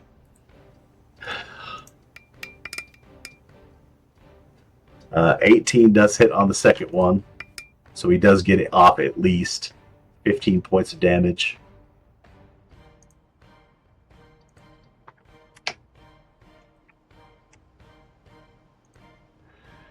As he begins to tire, you see him once again shrug off this instinct, and he pulls in to do kind of like a chi-like calmness to his person as he does some kind of patient defense. Borak, you're up. The giant go that turn? Oh, I didn't do the giant, did I? Yeah, thanks. Second. Yeah, Borak just wants to taste more of his blood. Pretty much. Once again, as the giant reaches up its great club, it is going to rage into the three of you as it tries to swipe at the creature behind you. It's a 25 to hit. It does a total of 15 points of damage. Is that to each of us? Nope. That's just the first one. As he swings and tries to like basically put the orc off of the bridge, he does 15 points of damage. He reaches around and does the same swiping motion at Sabastian. That is 20 to hit. 20 hits. 20 hits. He does actually pretty good, 27 points of damage. Ooh. You need What is to that, 14? yeah, so yeah, you have to So you go ahead and roll your concentration. I have to do what to roll You concentration again? have to roll a 14 or above. Is it just a con save? It's a con save, yeah. So roll a con save, but you have to get 14 or above.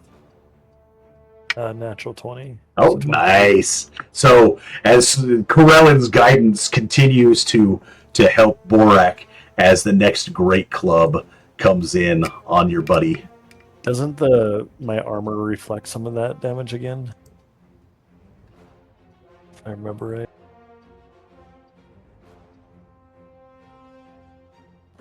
I think it reduces it. Yeah, reduces. So yeah, you're reduces any non-magical bludgeoning slashing by 1. Okay. So it was 26 damage then? the amount of damage that you took, Yeah. It's just reduced by 1, it'd be 26, right? 24. Sorry, 26. Yes, 26 points of damage. Sheesh. Kill him, Borak. And then he went in for you, and lucky for you, he got a 17 to hit. As he reaches in, and once again, Corellin's divine energy just happens to intervene and slams into the ground as this lowly forest giant now looks down at what is potentially his doom. Borak, it's your turn. All right. How's his footing on this bridge? It's okay, but you can, you can knock him off his balance if it comes to it. I'm trying to decide if Borak would be tactical enough to maybe try and push him off, so that maybe he tumbles down, but I think we got him. I'm going to try and run through his legs and go over by this orc, having been distracted just enough by my last attack, Okay. but still being kind of blinded in this battle rage. And the rage that you're in, so you get advantage on acrobatics checks, right? I think just strength checks. Right. You should have advantage anyway since we're kind of flanking. So, this is with the athletics. So basically, what you're going to do is try to get underneath him. So, because it's rough terrain, it's disadvantaged, but because you're raging, it's an advantage. So straight roll as you slide underneath him. Do you want me to do athletics or acrobatics? Go ahead and do acrobatics. Okay. That'll still be with disadvantage then, because I don't have advantage on. Ooh. Well, I didn't think I could get worse than a nat 1, so a nat 1. It is a nat 1? Yes. Yeah. Yes, it is. All right. As you try to run through underneath his legs, unfortunately, you fall and you do trip. How many feet can you go? I can go 40. So 5, 10, 15, 20, 25, 30, 35. So as you get to the other side of him, you've basically used all of your movement. You've tripped, you've fallen. You are, let's say, like half prone. So any attack that you do against him is going to be a disadvantage. Unless, of course, you reckless. So both attacks, so you're across, you're fine. You did get underneath him. He is huge. Like you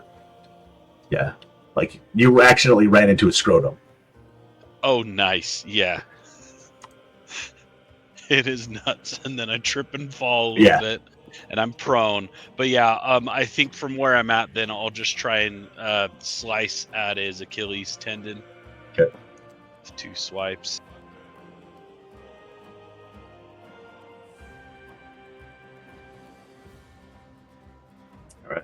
First attack is a 16, I believe. So 16 misses. Just you happen to just hit one little area of his leg that happens to have some plating around it. And then the second one Another 15. Ooh. Oh, not another, but a 15. Ting ting, as both of those go, just miss their mark. Ah, you slimy scrotum bastard. Sebastian, you're up. So you missed to the 21 still, even though we're flanking? No, I have disadvantage because Yeah, disadvantage because he's basically Oh. prone. Okay. I'm going to... He's looking pretty bad, right? He's not happy. No. Okay. I'm going to walk right between his legs, and I'm going to punch straight up in his Jolly Roger, and I'm going to cast Inflict Wounds. So since That's second level. technically you're flanking, so go ahead. First one's going to be a 24, and just to see if it's a crit. No, 24. 24 does hit. And the damage is going to be much better, 24 damage. All right. As you do 24 damage, go ahead and describe how do you do this. I'm going to see the two big iron bells jingling above my head, and I'm just going to take my shield, and I'm going to, with Corellan's force, just explode them like water balloons. The destruction of both of them forces the corpse back and falls into the moat below, as this forest giant is now no longer.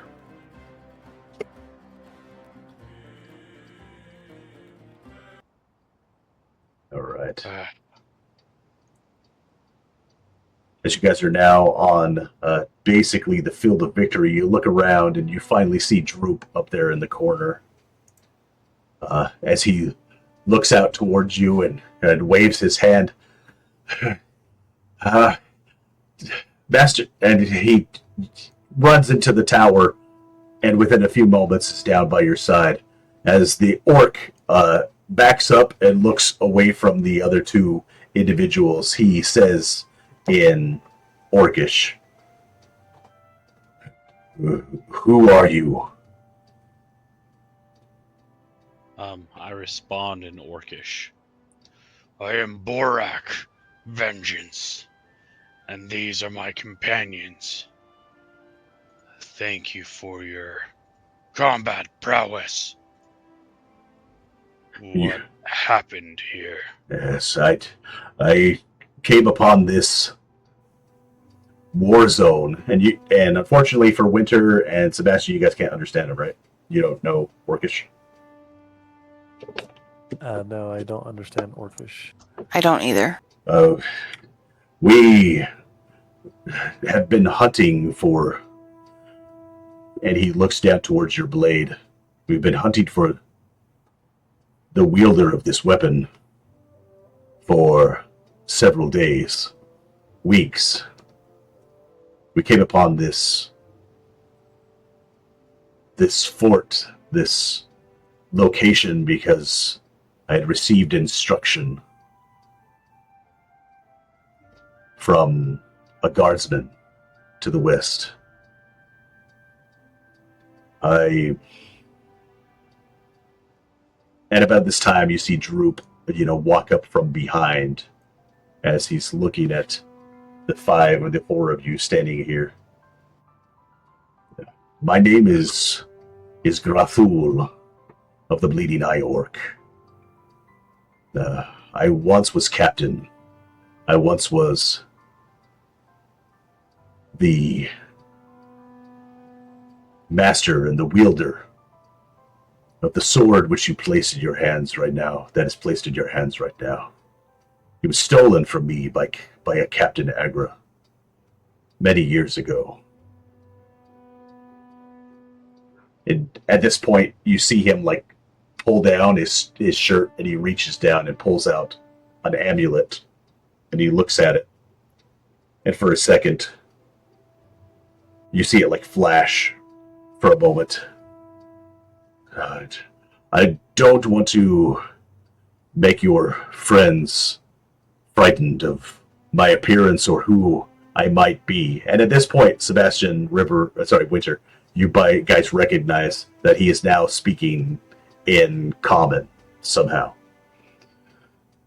My travels have brought me from the wilds of the north, of the spine of the world, down to Tribor, to a family that provided me this trinket to be able to commune with the families that reside from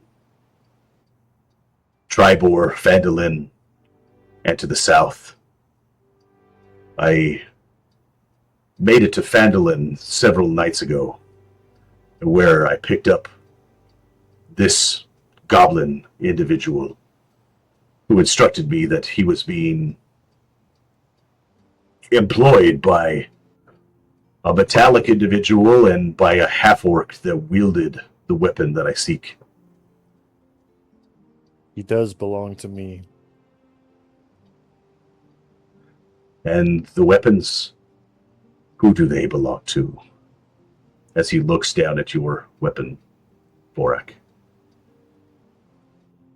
This one I reforged myself with the help of the smith in Phandalin.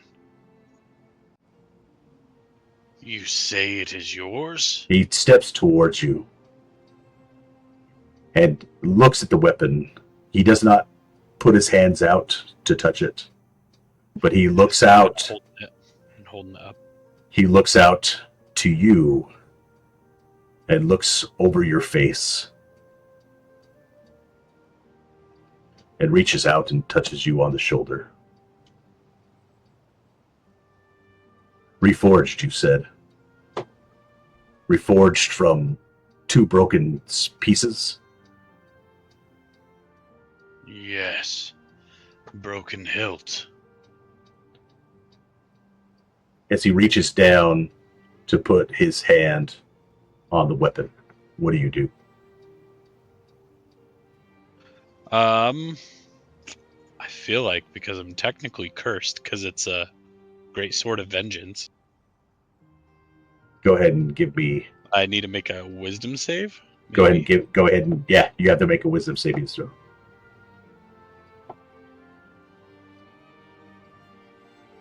Ooh, a 3. Pretty sure I fail. Go ahead and you can use your inspiration because you've got inspiration from today. Oh yeah, Yeah, dude. I keep forgetting to remark. Nope. The dice has spoken. It's another 3. Is that the exact same? As it That's the goes to exact same reach roll, out- isn't it? Yeah, same roll. I'm a +0, but Gotcha. No, I'm just wondering if it. All good. I mean, the physics have been kind of odd on this today. You know what? I'm gonna switch my dice real quick, and then I'll re-roll that. As he reaches down to touch the weapon, you lurch it from his hands. Yeah, I kind of wrench it back, hold it close, and go, What claim do you have to this that I have forged with my own, someone else's hands? Once again, Of he reaches out towards your shoulder and places his hand on your shoulder. Because it was I that broke the sword. And we'll end right there. Ooh. As you met Grothul, the once wielder of orc blood.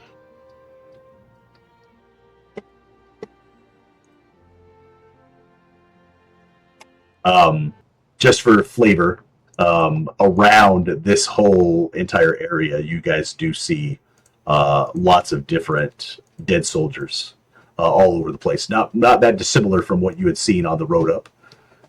There are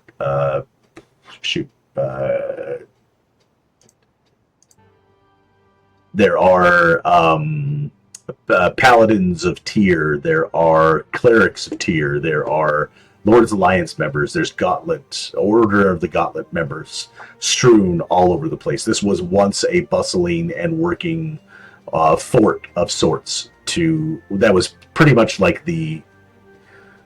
Is denizen the right word? People who live there? Yeah.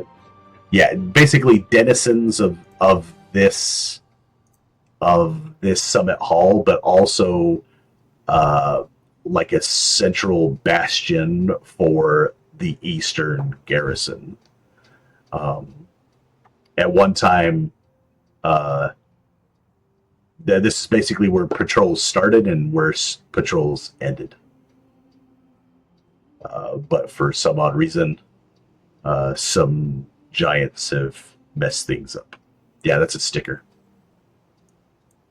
My child is moving things, and I was trying to Oh, nice. bring back down. Nice. No, it's fine. Hey, I switched to new dice and I got a 19 on that whiz save. Aw, That's what happens when she takes a late nap. that's fine. It just looks to me like you need to take this person back with you to the monastery of the sun. Oh yes. All right. So, with Borak meeting the one of the original owners of orc blood, we'll start up again, I guess, next week. You guys. I think I should be fine for next Sunday. Right. Next Sunday is the meal thing. Saturday, isn't it? It's Sunday. What is it? Ooh. We're doing a Thanksgiving dinner with everybody. Sunday the 30th. Oh, yep, you're right. I saw 30th and assumed Saturday. Your guys are doing something on Sunday the 30th? Yeah, Yeah, Thanksgiving, It's, 1 p.m. Thanksgiving. You should come up. This is the same thing that we did last year. I think Basically. so.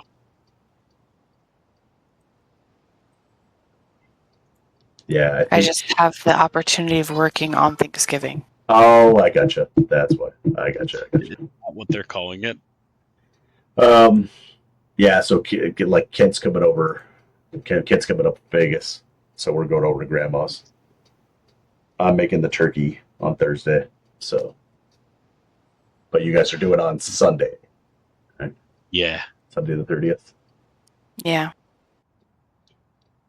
definitely helps when it works out like that because Ashley's family's doing the Thursday, Right. but like everybody who's going to be there for Thanksgiving won't be there for Christmas. And so we're like, this is our holiday this year. But, That's cool. so it works out good that we're doing ours a different day.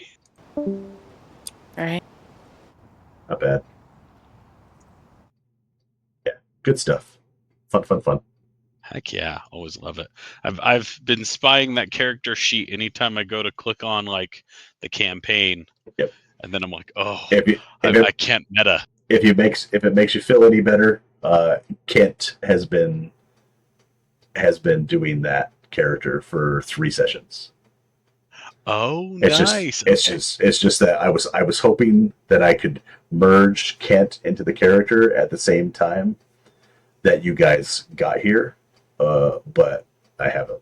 Yeah, because you're going to learn about his adventure, about what. Well, if you ask him, of course. Heck yes. Everything that he's gone through, because like he met a family in Long Saddle that gave him an amulet that allows him to talk common. He That's right. he met a guy right outside of Tribor, so yeah, we'll see. And then eventually, as he made his way towards Mountain's Toe Gold Mine, where Droop was looking for his family and had found his family, they met up. And yeah, there's more, but yeah. That's epic. It'll be good. Yeah, fun stuff, man. But yeah, that will be journey number 4. So now it's going to be the 4th of Mirtul. We're almost to the melting. Oh man. So are we dead of winter right now? No, it's the start of spring. You guys are in the start of spring right now. Oh, okay. Yeah, you guys are in the first month of spring. So, yeah, everything that you guys were doing up here was winter. Yeah, So, all right, guys. Cool. Okay. Thank Thanks again. you. Hey, my pleasure. You That was fun. See you guys. Bye. Hey, guys.